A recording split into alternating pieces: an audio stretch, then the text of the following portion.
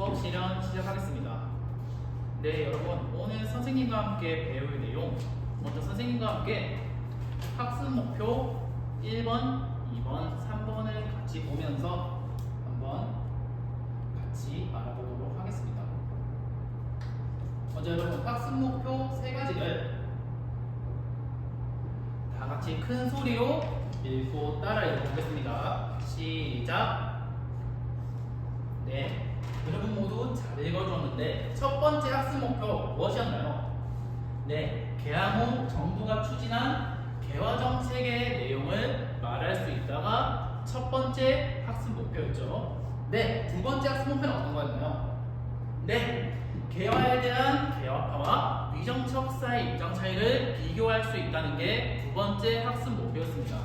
세 번째 학습 목표는 개화에 반발하려는 위정척사와 이모군란의 의미를 평가할 수 있다는 게 세 번째 학습 목표였습니다. 네, 그러면 세 가지 학습 목표를 저와 함께 달성해 보도록 하겠습니다. 그럼 먼저 첫 번째로 조선 정부의 개화 정책과 사절단 파견, 위정척사에 대해서 알아보도록 하겠습니다. 네, 지금까지 조선 정부의 개화 정책과 위정척사에 대해서 알아보았습니다. 기억난 조선 정부의 개화 정책은 어떤 방침이었나요? 네, 다현이가 동도서기라고 말해줬습니다. 네, 다현이의 말처럼 동도서기란 동쪽의 도, 우리의 도를 지키고 서양의 기술을 받아들이자는 게 조선 정부의 기본적인 개화 방침이었습니다. 그러면 동도서기의 방침을 하기 위해서 조선 정부는 어떤 사절단을 파견했었나요? 네, 민준이가 미국의 모빙사를 파견했다고 말해줬습니다. 네, 조미소 통상조약의 결과로 미국의 모빙사를 파견하여 미국과 우리는 미국의 근대 문물을 시찰하였습니다. 그러면 우리 일본에는 어떤 사절단을 파견하였나요? 네, 혜민이가 조사 시찰단이랑 1, 2차 수신사를 파견하였다고 잘 말해주었습니다. 네, 이렇게 여러분들의 말처럼 우리는 조선의 개화 정책과 사절단 파견에 대해서 알아보았습니다. 그러면 이제 우리는 바로 조선의 개화 정책에 대해서 이렇게 위정척사나 다른 사람들의 저항 말고 평범한 민중들이나 사람들은 저항이 없었는지 그거에 대해서 다루는 이모군란에 대해서 배워보도록 하겠습니다. 선생님이 항상 역사는 어떻게 전개된다고 했죠? 네, 맞아요, 여러분. 네, 역사는 항상 배경, 전개, 결과로 사건이 흐름 속에 진행된다고 선생님이 매번 역사 수업 시간마다 말을 했었습니다. 그럼 먼저 이모군란의 배경부터 알아보도록 하겠습니다. 먼저 이모군란의 배경부터 알아보기 전에 여러분 그거 기억나나요? 우리 조선시대를 배울 때 조선시대의 군대는 어떤 거였는지 말해볼 친구 있나요?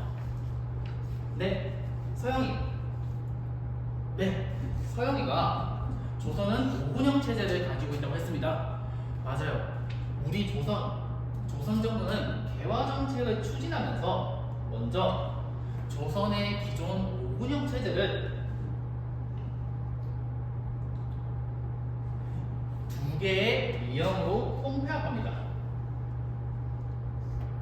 그것뿐만 아니라 새로운 근대식 훈련을 받은 군대인 별기군이라는 군대를 만들어서 새로운 군대를 조직하게 됩니다.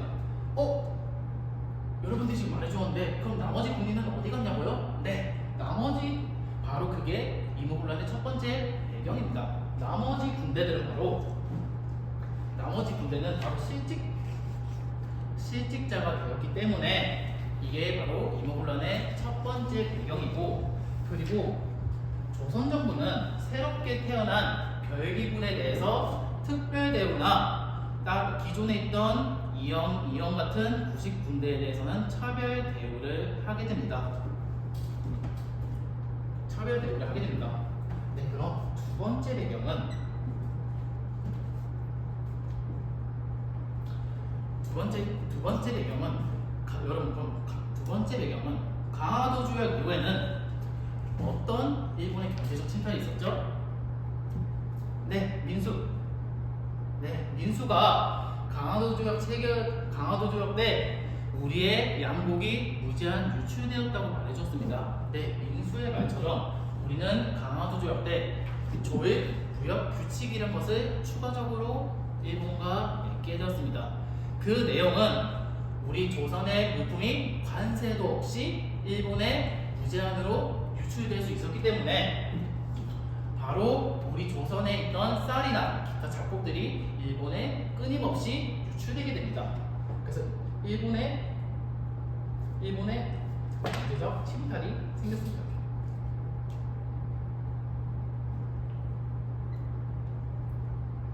그럼 세 번째 배경은 어떤 게 있을까요? 네, 맞아요. 여러분들이 잘 말해주었는데 맞습니다. 세 번째 배경은 조선 정부가 개화 정책을 추진하면서 바로 조선 정부의 개화 정책 추진으로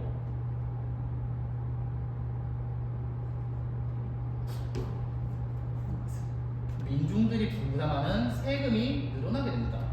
세금이 늘어나면서 평범한 민중들은 부담을 느꼈기 때문에 조선 정부가 추진하는 개화 정책에 반감이 생길 수밖에 없었습니다.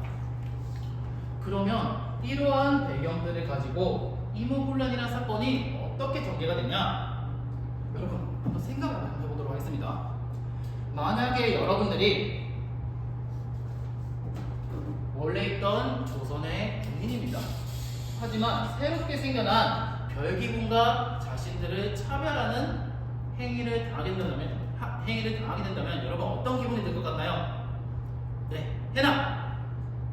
네, 해나가 불만이 엄청 많아서 폭발할 것 같다고 말해주었는데 맞습니다. 부식군인들은 계속해서 불만을 쌓아가고 있었지만 하나의 큰 사건이 터지게 됩니다. 바로 구식군인들이 밀렸던 급료를 한꺼번에 지불받게 되는 사건이 생겼는데 월급을 받고 좋아해야 하는데 좋아할 수가 없었습니다. 왜냐하면 밀린 급료로 받았던 쌀에 벼랑 모래가 섞여 있었기 때문에 구식군인들은 폭발할 수밖에 없었습니다. 그래서 구식군인들은 밀린 급료에 모래가 섞였기 때문에 폭발할 수밖에 없었습니다. 그러면 이렇게 폭발한 구식군인들의 칼이 제일 먼저 향한 곳은 자신들을 괴롭힌 당시의 집권자였던 민씨 일족을 먼저 습격합니다. 그래서 먼저 선해청이라는 곳을 습격하여 민씨 보관들을 살해하게 됩니다. 그 다음으로 분노의 화살은 바로 새롭게 특별 대우를 받고 있는 별기군한테 그 화살이 향하게 됩니다. 그래서 구식군인들은 일본 공사관에 습격하여 일본인 교관을 살해하게 됩니다.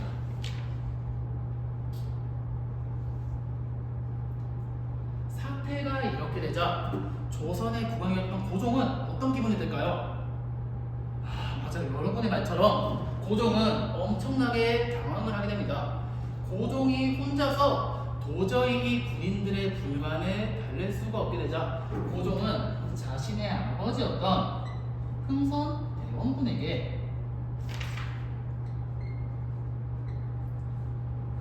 대원군에게 사태 수습을 위임하였고 대원군은 그 즉시 별기군을 폐지하고 조선의 기존의 군대였던 삼군부를 부활하게 됩니다.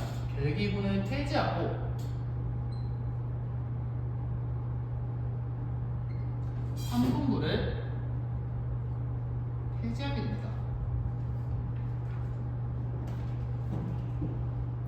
하지만 이렇게 군인들의 불만이 달래지면 좋았겠지만 여기서 하나의 국가가 더 개입을 하게 됩니다. 어떤 국가일까요?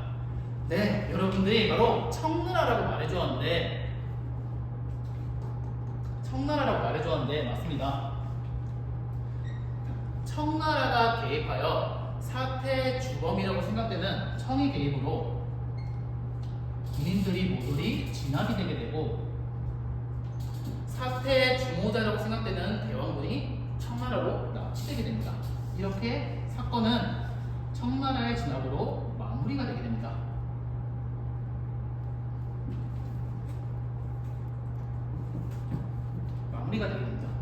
그러면 이모군란의 결과에 대해서 한번 알아보도록 하겠습니다. 이모군란의 결과, 우리는 다양한 주변 국가들과 다양한 상황을 맞이하게 됩니다. 그 내용이 바로 자료 2번에 나와 있는데, 자료 2번 선생님 스크린에 띄워놨는데 다 같이 한번 읽어보도록 하겠습니다. 네, 잘 읽어줬는데 자료 2번에 어떤 내용이 있나요? 네, 민주가 조선이 일본에 돈을 준다고 되어 있네요. 맞습니다. 민주의 말처럼 우리 조선은 일본과 제물포 조약을 맺게 되어 이모군란 당시 살해되었던 일본인들과 그 공사관에 대해서 배상을 하는 내용의 제물포 조약을 맺게 됩니다. 일본과 제물포 조약을 맺게 됩니다. 그럼 민주야, 제물포 조약에는 어떤 특징이 있는 것 같나요? 네, 민주가 군대를 둔다는 부분이 특징이라고 말해줬네요. 네, 민주의 말처럼 제물포 조약의 특징은 일본의 군대가 이제 우리 자신의 공사관을 호위하기 위해서 조선의 주둔을 허용한다. 그 내용이 핵심 키포인트입니다. 일본 군대가 주둔이 허용되게 됩니다. 그러면 청나라는 어떤 내용, 청나라 자료 2번에 청나라랑 관련된 내용은 어떤 게 특징인 것 같나요? 네, 해주가 속방이라는 말이 거슬린다고 말해줬네요. 맞습니다. 속방이 무슨 뜻일까요? 속해 있다는 뜻인 것 같다고요? 맞습니다. 속방이란 청나라가 우리 조선을 자신들과 똑같이 동등한 국가를 대우하는 게 아니라 우리 조선을 자신들의 속국으로 보고 있다는 뜻입니다. 그래서 우리 조선은 이모군란 이후 청나라와 조청, 상민, 수륙, 무역 장정이라는 것을 맺어서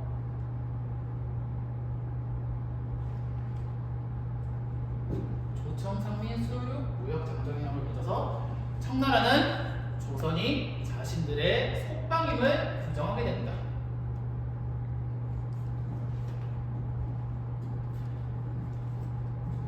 네, 이렇게 이모군란의 배경 그리고 전개과정 결과에 대해서 알아보았습니다. 그럼 우리는 이제 선생님이 모둠 학습지를 네 모둠한테 골고루 나눠주었습니다. 모둠 학습지에 뭐라고 적혀있나요? 네, 조선에 어떤 결과를 가져오게 되었을까가 제목으로 붙어있죠. 네, 그러면 선생님이 활동에 대해서 안내해주도록 하겠습니다.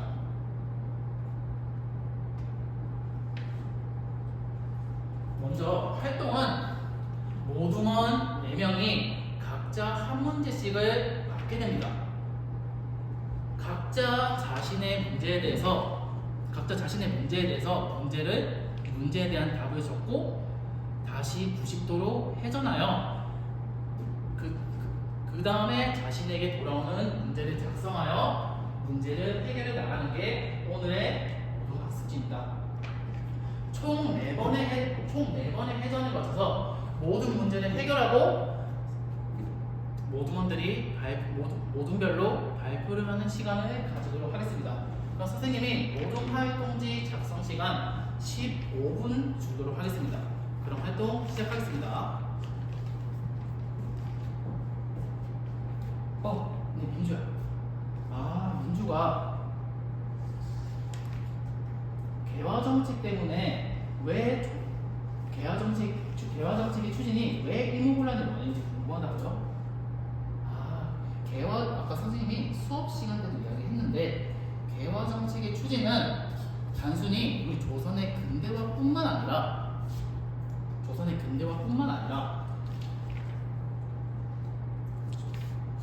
개화 정책의 추진에는 많은 돈이 들기 때문에 조선 정부는 그 세금을 백성들에게 전가하게 됩니다. 그렇기 때문에 백성들도 세금 부담 때문에 불만이 많을 수밖에 없었습니다. 좀 이해가 됐나요? 네. 네, 이제 여러분들 모든 활동지 다 작성한 것 같습니다. 그러면 1목 먼저 발표하고 싶은 모둠 있나요? 네, 1모둠이 먼저 발표를 하고 싶다고 하는데 1모둠이 먼저 그러면 이목불란의 원인에 대해서 발표를 해보도록 하겠습니다. 네, 1모둠의 발표에 대해서 한번 피드백 해줄 친구 있나요? 네, 선중이. 선중이가 이목불란의 원인에 대해서 정부의 개화 정책 추진, 일본의 경제 침탈에 대해서는 잘 말해주었지만 일모둠의 발표에서는 한 가지가 빠진 것 같다고 말해줬습니다. 선중아, 어떤 게 빠진 것 같나요? 네, 선중이가 부식군에 대한 차별이 근본적인 원인 중에 하나였다고 일모둠의 발표를 보충해 주었습니다. 네, 선중이가 일모둠의 발표를 잘 경청하여 해당 부분에 대해서 잘 조언을 해주었습니다. 일모둠도 해당 부분을 잘 보충하여 선생님께 제출해주면 되겠습니다. 네, 그럼 먼저 다음으로 이모둠의 발표도 들어보도록 하겠습니다. 네, 이모둠이 이모군란 때 사건의 주동자들의 공격 대상에 대해서 잘 발표해줬습니다. 그럼 선생님이 이모둠에게 질문 하나 하겠습니다. 이모둠, 그러면 그런 대상들이 왜 공격 대상이 된 것 같나요? 이모둠이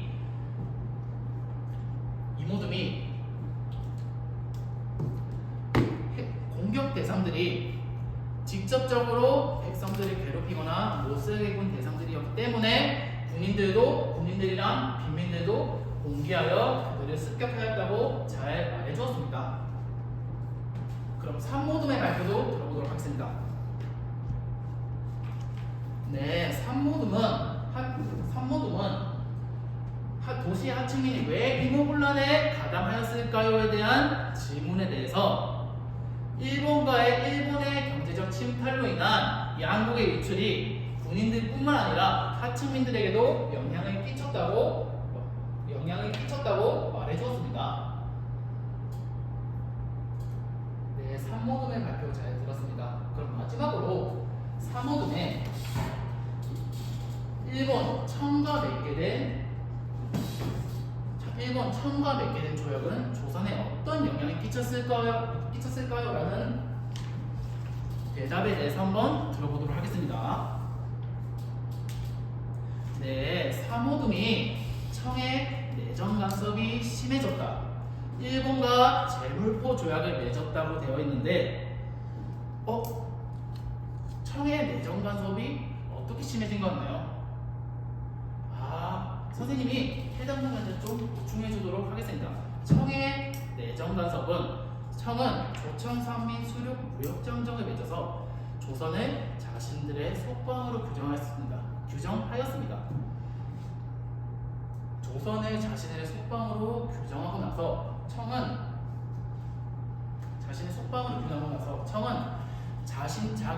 자신의 나라 청나라 상인들을 조선의 내지까지 침투시켰기 때문에 우리 조선은 더욱 경제적 침탈을 당할 수밖에 없었습니다. 네, 이렇게 여러분들의 발표 다 들어보았는데, 그러면 마지막으로 오늘 배운 내용을 정리하는 시간을 가지도록 하겠습니다. 계속 하세요. 네, 정리하는 시간을 가지도록 하겠습니다.